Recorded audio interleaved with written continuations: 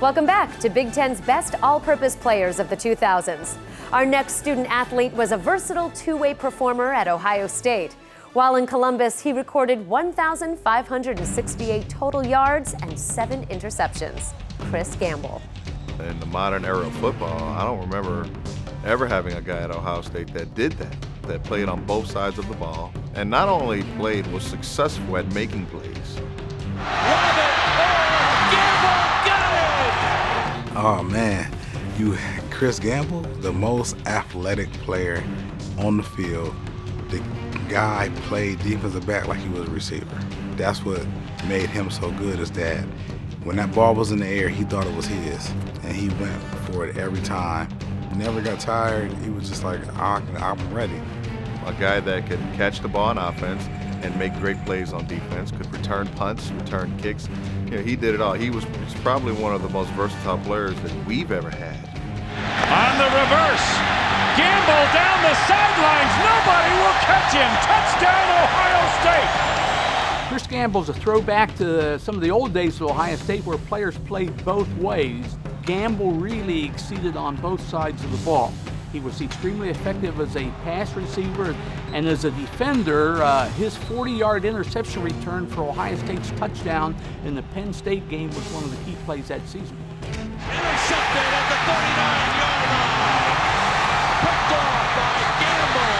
Chris Gamble, touchdown on the interception. The versatility he showed at Ohio State, playing both offense and defense, and making plays on both sides of the ball. There were big catches, big defensive stops. It's tough to do. There are very few guys in college football that have been able to go both ways and be successful at it. He's one of them. Chris Gamble's versatility lands him at number 6 on our list. Our next all-purpose player was one of the top cover men and punt returners in the nation. At 5'10" and 190 pounds, he remains one of the most dangerous dual threats Nebraska has ever produced. He's to the gate. He's to the doorstep. He's in the house. Touchdown. The second player in Nebraska history to rack up more than 1,000 career punt return yards with 1,218. His name, DeJuan Gross. He's one of the guys in Nebraska football history that you really look at and say he changed the game in the special teams just about more than anybody. DeJuan Gross has the catch at the 40, flag down, 45, 50, 45, 40, he's to the 35, he's to the 30, 25, 20. Everybody that was blocking for him on all those punt returns and kick returns, they knew he had a chance to take it to the house. And so you could just see that they were excited to be out there with him. They were excited to hopefully make that extra block that got him a seam. Because once he got that seam, he was typically gone. Midfield, one man to beat, 45, 40, 35, 30, 25, 20. He is to the 15, the 10, the 5, touchdown! The coaches knew they could put him in just about any situation and he was going to excel. They'd put him on an island as a cover corner. They'd put him back on punt returns. They'd put him back on kick returns. He could cover in the slot if we asked him to. He was just a football player that could do just about anything when you put him out there. Cocks the arm, still has the football, now rifles a pass and an interception by DeJuan Gross inside the 25. He changed games every Saturday. In my mind, he definitely belongs on the list. The dual threat ability of DeJuan Gross grabs him the number 7 spot on our list. A menace to Big Ten defenses, this triple threat was the first player in Indiana school history to amass over 1,000 yards in receiving, rushing, and kickoff returns. Finishing with over 4,500 all-purpose yards is Marcus Thigpen. I remember thinking he was there for 7 years because he had such a great career. I thought, is this guy ever going to leave IU? Pitt turns the corner, he may find the end zone and does. Touchdown, Hoosiers.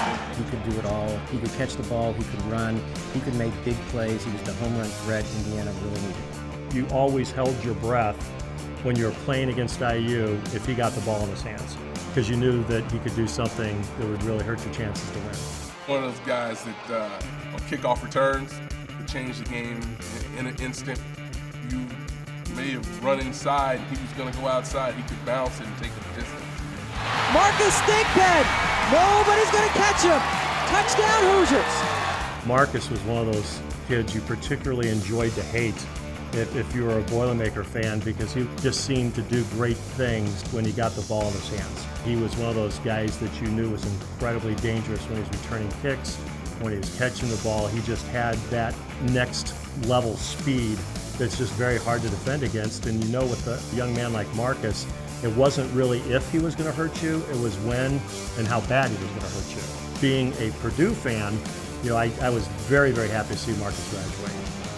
Big Penn lands at number 9 on our illustrious list.